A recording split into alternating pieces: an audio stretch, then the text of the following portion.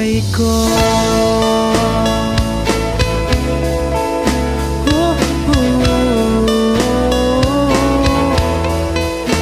Naalala ko pa nung pinapangarap pa lamang kita hatid, susunduin